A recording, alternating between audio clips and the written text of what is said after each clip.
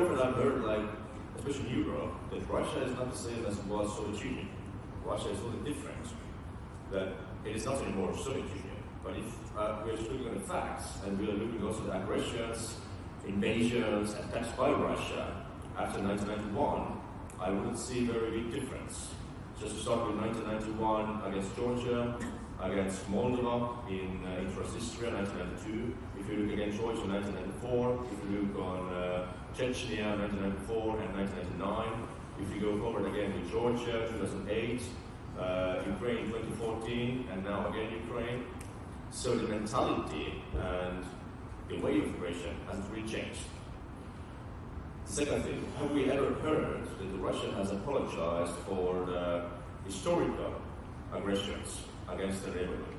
Against Finland 1940, against Baltic states, against Ukraine, against Poland?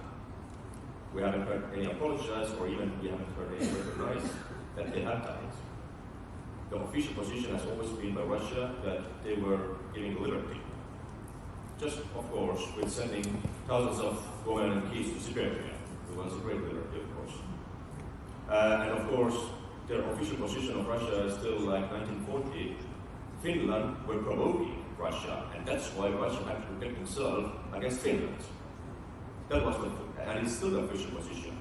And if you are still celebrating every year May 9 with a picture of Stalin, with the red flags, the great liberation of half of the Europe, then nothing has changed. So your ambitions has changed. And as also Mr. Bolton just previously mentioned, that Vladimir Putin said that the collapse of the Soviet Union was the biggest tragedy on the 20th century. And if you look at the messages what they're giving to the whole world, I wouldn't say that there is any big difference between Soviet Union and Russia, just the name is different. But the mentality is totally the same. So the next slide, should be here now, is about 2 months before the aggression by Russia to Ukraine. December 17, last year, when Russia proposed some kind of security guarantees by NATO and US to Russia. There were 8 points together. It was all over the world's media. I think most of you have heard of this. But they asked for 2 things, 2 major things. The first, that there should be no new NATO member state next to the Russian border. Of course, I mentioned especially Ukraine, but also Finland, Sweden, and some other countries. And well, in Russia, maybe it's very logical for them. But for us, we have understood that every state is independent, to decide themselves, do they want to join NATO or not. It's not a deal between US and Russia and China or Berlin and Paris to say that which countries are independent enough or which ones are not. To decide, do they want to join with NATO or not. I've never seen any country in the world who have joined with NATO against their will. Well, but I'm seeing many countries who have joined with Russia against their will.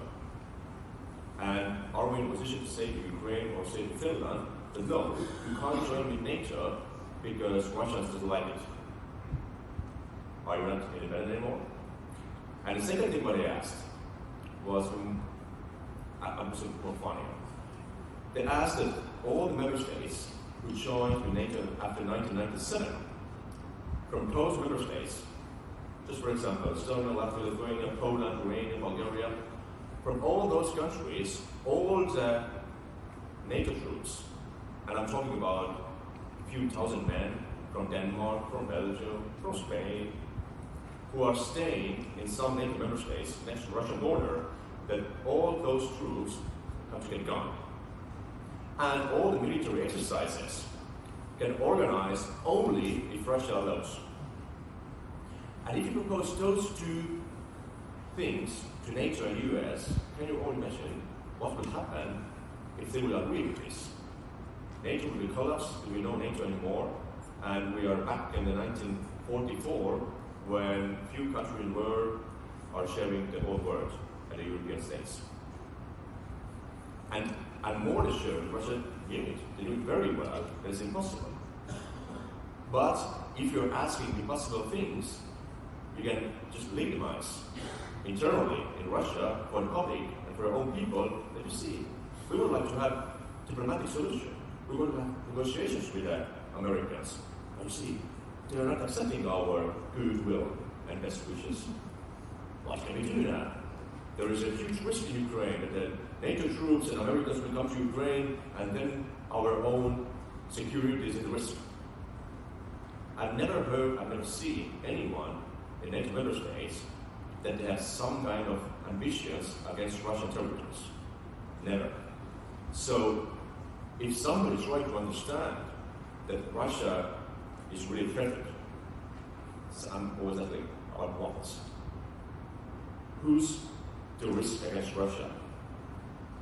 But the problem, of course, why they are against NATO is that if we have too many NATO member states next to a border, you can't really go forward with your historical ambitions to restore some kind of influential area against next to your borders. Because there's always some risk that maybe Article number 5 of NATO treaty, maybe it will work. And if it will work, in this case, Russia will be gone. And also they know very well that they are not a global power. As also mentioned here about China threat. It's absolutely right. China is the global player. China can be the security risk to the US, to Canada, to Spain, to all of us. But Russia is the local threat. But the local threat means it's a threat to half of the Europe. If you look also at the territories that were occupied by the Russians in Ukraine in the first 3 months, those territories were about in the same size that all together all the states are. So sometimes it's easy to think on a better way that they were not capable to occupy all the country. And that's right. And we are actually really happy about this, that they are not really capable. So the fear was much bigger than the realities. The fear was that Russia is the global player and the local player country next to their door. Of course they're not. But the problem, of course, is that they were capable to occupy territory in the same size as Estonia, Latvia, and Finland together. So they are capable to really make a huge mess in half of Europe. So the first slide should be here about the support by the whole world to Ukraine. In the total numbers, the first one with an end of the US, with about $27 billion. And those numbers are from February to the beginning of October. 27 billion, and the next countries are coming with 3 billion, 2 billion, 1 billion. So if you would like to look at this slide, it's not here, you can see that America is top one. We are not. But as you always know that you can talk about numbers in a different way. In the first way, it seems that the US is really offering the most. But if you look at the other number, what should be now, oh, amazing. So this is the first slide. Let's go to the next one. All invasions organized for Russia after the Soviet Union. Third one. Well, this is 2 months before the aggression. What was just like the one article from the UK. It was all the world how Russia was proposing some kind of solutions with Ukraine. Next one. Oh, that's also very important, as previous speaker mentioned about the countries who are still supporting Russian invasion and the countries who are against. So if you find your country on the map, you can see which position your country is. We can see clearly that all of the African countries are still supporting Russia, especially on votings in New York, in the United Nations. And at the same time, very many of those countries are getting very huge donations by Americans and the European Union. Just to think about the geopolitical fact that how many allies do we really have all over the world, and what are our tools to really clarify our positions in their countries, that what they should really do to stay apart from the Russian influence. Next one, please. So, here's the great numbers about the all amounts of a donation. US, the first one, second one UK, then Poland, Germany, Canada, Norway, Denmark, Latvia, Czech Republic, and Sweden. So it looks absolutely amazing, and I think all of us are very grateful to US for their donations. But if we're gonna look now the next slide, this is more realistic. This is the ratios about the GDP of the countries. So $27 billion can seem a huge amount of money. But the first one, if we have any Latvians here, congratulations. Yeah, there is one Latvian. Amazing. So Latvians are the top first country now by the GDP. Second one, well, Estonia, then Poland, Lithuania, Norway, and so on. Do we see in those countries Germany and France? No. Do we have a question that is there any capacity to provide more military aid to Ukraine? Probably yes. So, what are the problems why we are not doing this? And I can give you just a very small explanation for that. Just 2 months ago, the German Chancellor, Mr. Olaf Scholz, said in one interview that the biggest problem with the war in Ukraine is that we have to stay away of the risk to have a nuclear war. That's the biggest problem that we have. And I've heard the same argument also in France pretty several times. And I've always asked that, okay, if you are afraid of the nuclear war, and the biggest thing is to avoid the risk of the Third World War, is which area of Berlin would you like to give Russia? Or Paris? Like, it's very easy to make some deals over Ukraine, because it's 2,000 kilometers away. It's not some part of the body in the fire. It's theirs.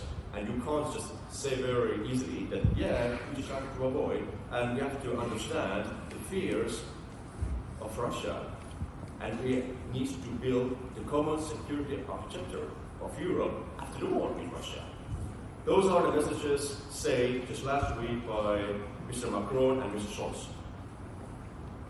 And now the problem is that those countries, the leaders of the European Union, are not providing actually the maximum capacity of the military aid to Ukraine to win the war.